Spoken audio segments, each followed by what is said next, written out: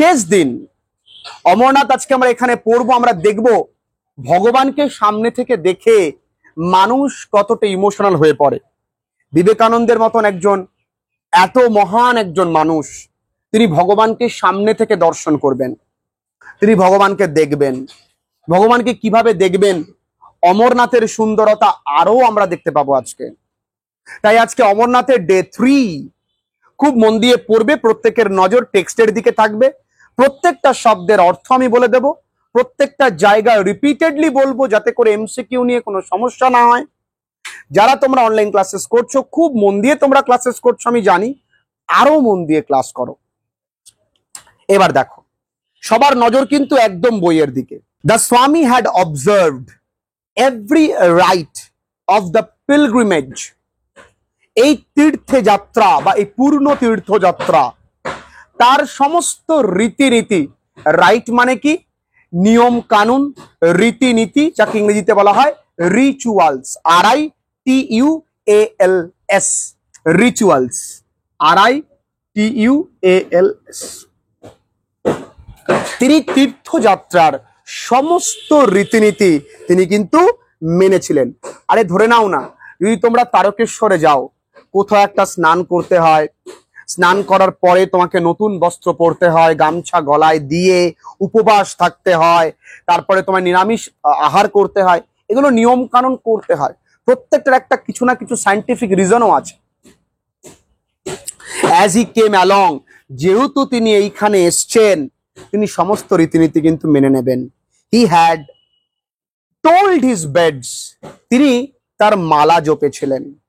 তাহলে told his beds মানে কি মালা জপা। ওইদিকে কেউ আছে বাবা? তোমার বই কোথায়? পাশের জনের বই আছে নিশ্চয়ই। হ্যাঁ, মানে কি ডোন্ট কেয়ার অ্যাটিটিউড কোথা থেকে আসে? এত অ্যাটিটিউড কি আছে তোমার কাছে? তোমার এত অ্যাটিটিউড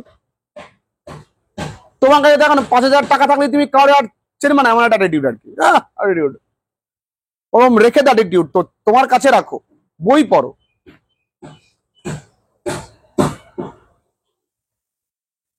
কেপ্ট ফাস্টস, তিনি উপবাস ছিলেন।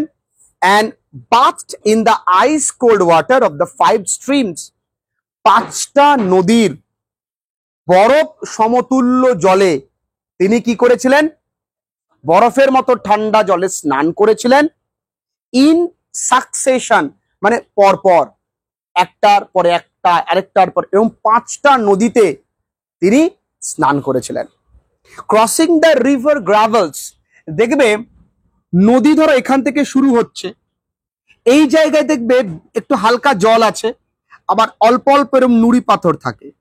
এই নুড়ি পাথর গুলোকে বলা হয় গ্রাভেল। কি বলা হয় বাংলায়? কি নুড়ি। ক্লিয়ার? তাহলে গ্রাভেল বোঝাতে পেরেছি। দেখবে অনেক ওয়াল পেইন্টিং এরকম দেখা যায় গ্রাভেলের ছবি। অন আওয়ার সেকেন্ড ডে, কবে তিনি এই গ্রাভেলটা ক্রস করেছিলেন? দ্বিতীয় দিন। এখান থেকে পরীক্ষায় কিন্তু এমসিকিউ আসবে। কটা নদীতে তিনি স্নান করেছিলেন? 5টা নদীতে পরপর, ঠিক আছে। and now as he entered the cave, এখন যেহেতু তিনি কোথায় প্রবেশ করেছেন? গুহায়। it seemed to him, তার কাছে মনে হয়েছিল, as if he saw Shiva made visible before him, যেন শিব, ভগবান শিব তার সামনে প্রতীয়মান হয়েছে, বা তার সামনে সাক্ষাৎ দৃশ্যমান হয়েছে, ভিজিবল, তার সামনে সাক্ষাৎ দেখা দিয়েছেন ভগবান। যখন তুমি ভগবানকে সামনে থেকে দেখবে, তুমি কিন্তু ইমোশনালি তোমার চোখের জল বেরিয়ে আসবে। ভাবো তো, হঠাৎ একদিন রাত্রেবেলায় তুমি দেখলে তোমার মাথার কাছে মা কালী বসে আছে, কি দারুণ লাগবে দৃশ্য, অসাধারণ। মায়ের অপরূপ রূপ, মায়ের সেই অপরূপ সুন্দরতা তোমার মাথায় হাত বুলিয়ে দিচ্ছে আর বলছে তুই চিন্তা করিস না। এটা পরম সৌভাগ্য। ভগবান শিবকে তিনি সামনে থেকে যেন দেখলেন। amidst the buzzing, বাজিং মানে কি ভ্রমণের যে শব্দ তাকে বলা হয় বাজিং। আমাদের ফনেটিক্সে দুটো শব্দ আছে, একটা বাজিং, বাজিং সাউন্ড, একটা হিজিং সাউন্ড। একটা সাপের মতো শব্দ, আর একটা ভ্রমরের মতো শব্দ। তা বাজিং মানে গুনগুন গুনগুন করে শব্দ। Swarming noise of the pilgrim crowd, ওই যে পূর্ণার্থীদের ভিড়ের যে শব্দ, সবাই এক জায়গায় গ্যাঞ্জাম যে করে,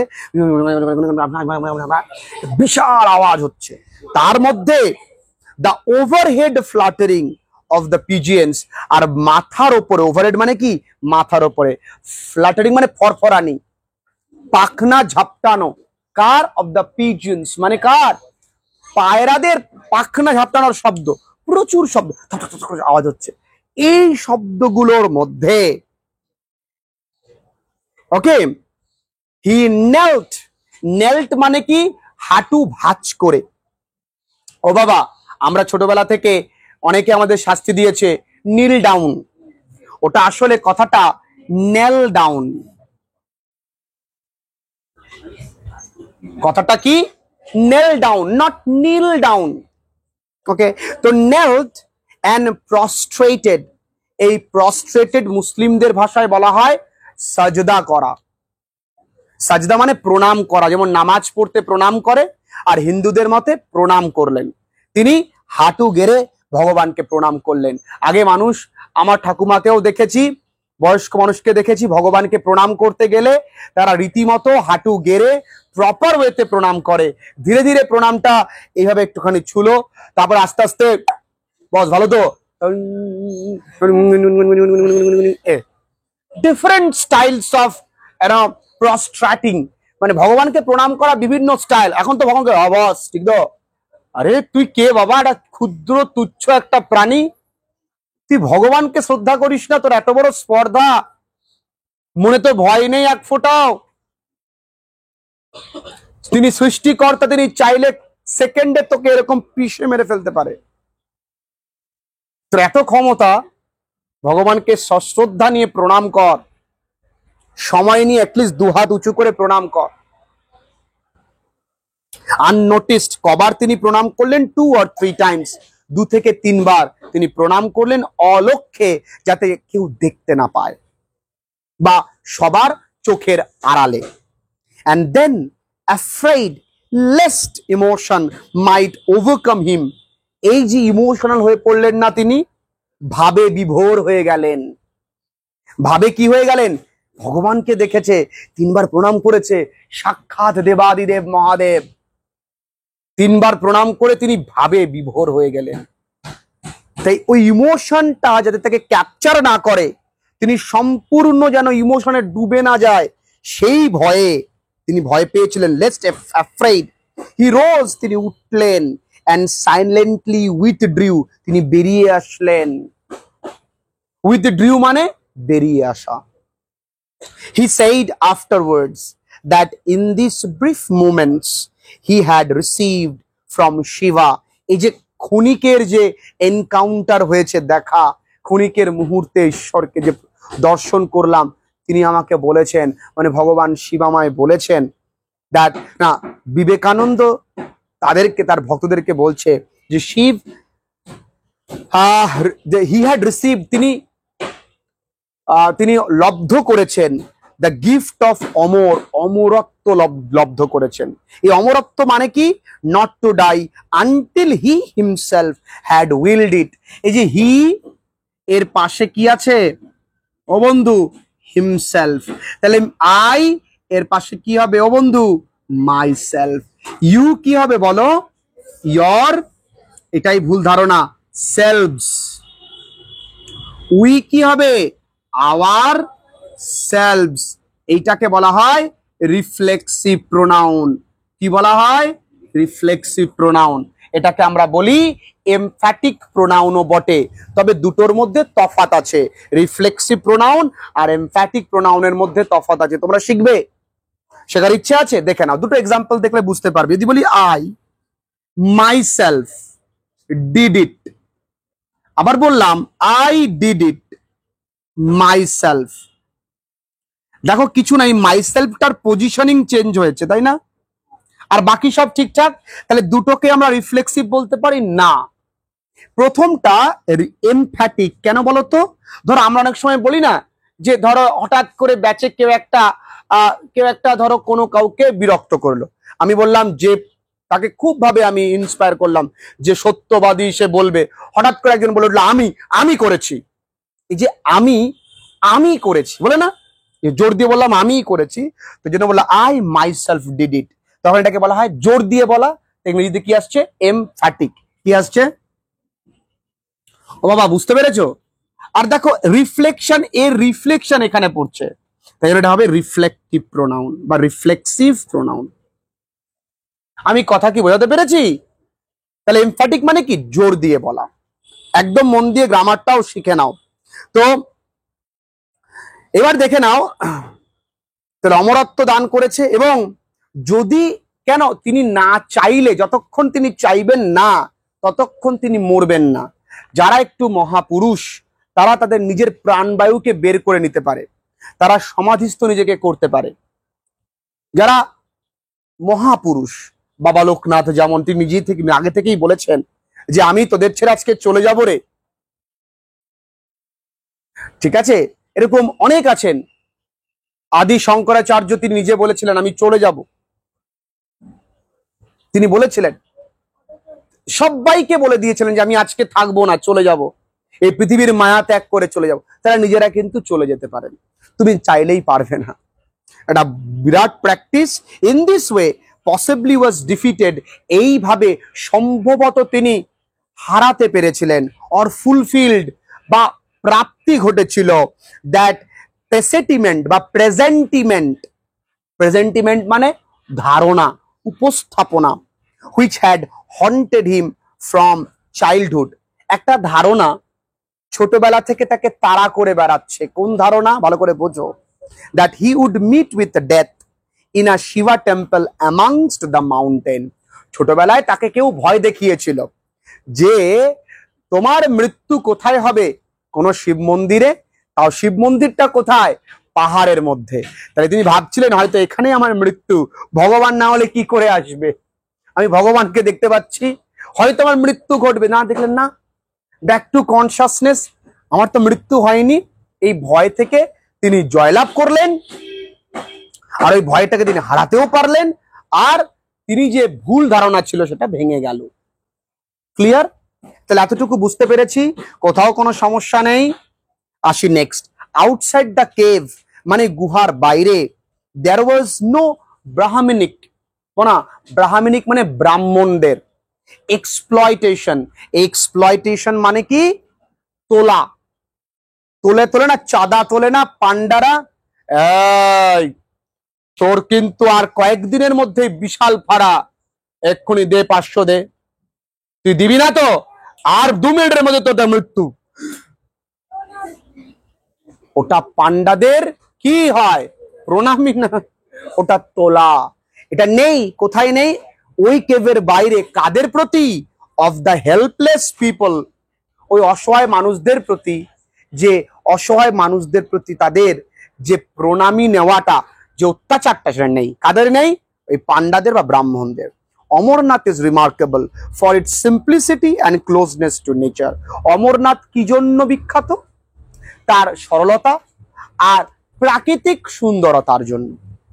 বাট দ্য পিলগ্রিমেজ কালমিনেট, ও বাবু কালমিনেট মানে হলো কামস টু অ্যান এন্ড, অন্তিম পর্যায়ে পৌঁছানো। তাহলে এই যাত্রাটা শেষ হয়েছে কবে? On the great day of Rakshabandhan, Rakhi Bandhan উৎসবের দিনে। And our wrists were tied with the red and yellow threads of the sacrament.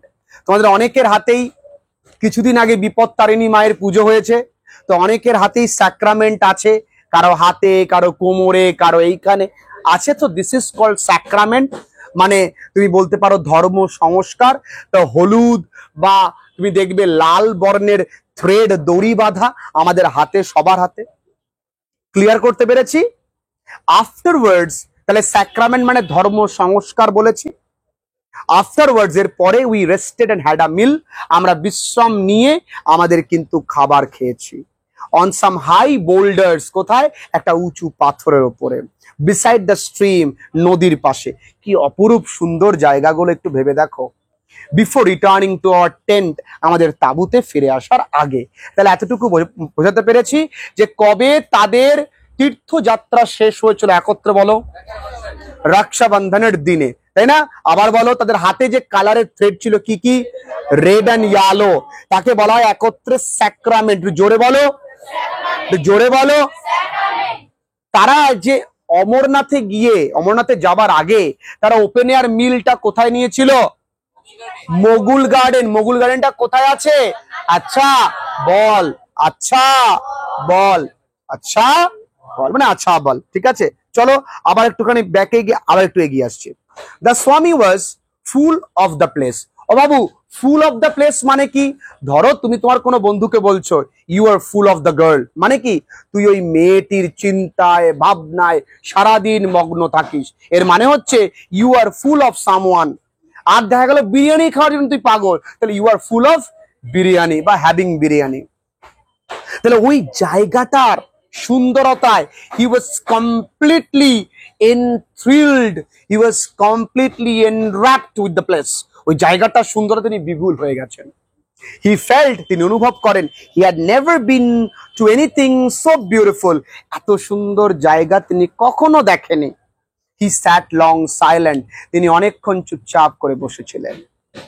Then he said ড্রিমিলি, তারপরে তিনি স্বপ্নালু ভাবে বলেছিলেন, আই ক্যান ওয়েল ইমাজিন, আমি খুব ভালোভাবে কল্পনা করতে পারি, হাউ দিস কেভ, কিভাবে এই গুহাটি ওয়াজ ফার্স্ট ডিসকভার্ড, প্রথম উন্মোচিত হয়েছিল, কিভাবে এই গুহাটি আবিষ্কার করা হয়েছিল। আ পার্টি অফ শেফার্ডস, একদল মেষপালক, ওয়ান সামার ডে, গ্রীষ্মের কোনো দিনে, কোন দিনে গোল করবে, কোন দিনে? গ্রীষ্মের কোনো দিনে, must have lost their flock, তাদের দলকে হারিয়েছে, মানে মেষদের বা তাদের মেষ যে আছে তাদের দলকে হারিয়েছে, ভেড়ার দল। and wandered in here in search of them, ঘুরতে ঘুরতে ঘুরতে ঘুরতে তাদের এই জায়গায় এসে পড়েছে। then when they came home to the valley, তারপরে যখন তারা তাদের উপত্যকায় ফিরে এসেছে, they told how they had suddenly came upon Mahadev, তারপরে তারা দেশবাসীকে জানিয়েছে, তাদের এলাকাকে জানিয়েছে কিভাবে আজকে তারা দেবাদিদেব মহাদেবকে সামনে থেকে তার ওই শিবলিঙ্গটাকে দর্শন করেছে, বরফ দিয়ে তৈরি করা। তাহলে ইমাজিন করছে, কল্পনা করছে, এইভাবে না হলে তো আসতে পারে না, কি করে জানবে এত বড় পাহাড়ের উপর একটা শিবলিঙ্গ রয়েছে, কিভাবে জানবে? এইভাবেই, এটা তো গল্প, আবার এটা সত্য হতে পারে। অফ মাই মাস্টার্স হিমসেলফ, আমার প্রভুর কাছে, ইন এনি কেস, যেইভাবেই হোক না কেন, a like story was true, যেন এইটা সত্যি একটা গল্প। The purity and the whiteness of ice pillar, ওই যে নিষ্পাপতা আর ওই সাদা ভাব, ধবধবে সাদা তো, আর ওই যে বড় বড় যে স্তম্ভগুলো, হ্যাড স্টার্টলড, তাকে চমকে দিয়েছিল, অ্যান্ড এনরাপ্ট হিম, তাকে অবাক করেছিল, এনরাপ্ট মানে সারপ্রাইজড। দ্য ক্যাভার্ন, ওই গুহা, ক্যাভার্ন মানে গুহা, হ্যাড রিভিলড ইটসেলফ, নিজেই আত্মপ্রকাশ করে, টু হিম, তার কাছে মানে আমার প্রভুর কাছে, বিবেকানন্দের কাছে ওই গুহা চিত্রটা যেন মনে হয় as the secret of Kailash, যেন কৈলাসের কোনো গোপন দ্বার। কৈলাসে কে থাকে? দেবাদিদেব মহাদেব। তো ওইখানে গিয়ে মনে হয় যেন এটা কৈলাসে যাবার একটা পথ, গোপন জায়গা, গোপন আস্থানা। and for the rest of his life, বাকি জীবন, he cherished মানে লালন পালন করা, মনের মধ্যে রেখে দেওয়া। বহুদিন আগে একটা সুন্দরী মেয়েকে তুমি রাস্তায় দেখেছো, ওয়াও, এখনো মনে আছে তোমার, এখনো মনে থাকে, তো এটাকে বলা হয় cherished. The memory of how he had entered a mountain cave, কিভাবে তিনি একটা পাহাড়ি গুহায় ঢুকেছিলেন, and came face to face, একদম মুখোমুখি হয়েছিল, there with the Lord himself, ভগবানের সাথে, ঈশ্বরের সঙ্গে তার কিভাবে সামনাসামনি হয়েছিলেন তিনি ভুলতে পারে না, তার মনে সারা জীবনের জন্য ওই দিনটা কিন্তু গেঁথেছিল। So that was all about the experience of Vivekananda when he visited Amarnath with his daughter, sister Nivedita, along with his some fellow pilgrims. এটাই ছিল এক্সপিরিয়েন্স। আশা করছি তোমরা বুঝতে পেরেছো, কোনো সমস্যা নেই। ফার্স্ট সেম আমরা এখানেই শেষ করছি। কেমন লেগেছে তোমাদের একটুখানি বলো, তোমরা বলো যে অমরনাথ কি কঠিন লেগেছে? সত্যি বলবে। ক্লাস 11-এ আমরা যতগুলো গল্প কবিতা পড়িয়েছি, কোনো গল্প কবিতায় তোমাদেরকে কঠিন লাগাতে দিইনি, সেটা স্বামী অ্যান্ড মাদার ওয়ার্শিপ হোক না কেন। আমি জানি টেক্সটটা কতটা কঠিন, তবুও গল্প বলে বলে প্রাসঙ্গিকতা টেনে টেনে যাতে তোমাদের ব্যাপারটার মধ্যে আমি এনগ্রস করাতে পারি চেষ্টা করেছি, সে অফলাইন হোক আর অনলাইন হোক। কঠিন লেগেছে কি? লাগেনি তো? ছেলেমেয়েরা বোর ফিল করছো না তো? বেটার ফিল হচ্ছে তো? তো আমরা মোটামুটি এই জায়গায় আসলাম। তাহলে আমরা দেখতে পেয়েছিলাম যে তিনি দেবাদিদেবকে কবার প্রণাম করেছিলেন? 2 থেকে 3 বার। সেই পিলারগুলোর কালার কি? সাদা। আচ্ছা, তারা কোথায় তাদের মিল গ্রহণ করেছিলেন? বোল্ডার উপরে, নদীর পাশে। তাহলে beside a stream on a boulders.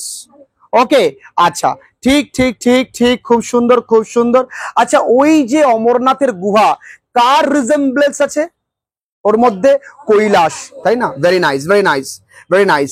আচ্ছা, তোমরা আমাকে একটু বলো তো দেখি, তাদের হাতে যে সুতো বাঁধা ছিল সেই সুতোটা কি? বাবা, ওটা স্যাক্রামেন্ট। কি বন্ধুরা?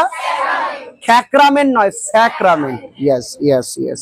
তাহলে কোনো সমস্যা নেই, বুঝতে পেরেছো? একদম ক্লিয়ার। এবার আমরা এখান থেকে ওয়ান লাইনার পাঞ্চ লিখবো।